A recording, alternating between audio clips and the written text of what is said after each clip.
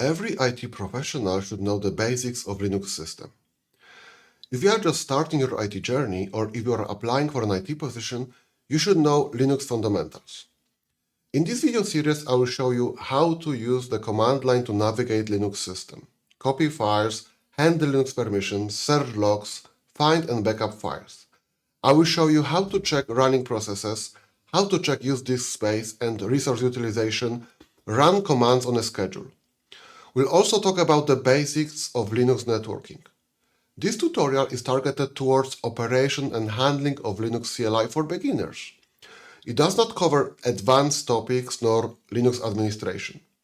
It's purely the minimum set of information required for an associate level IT professional.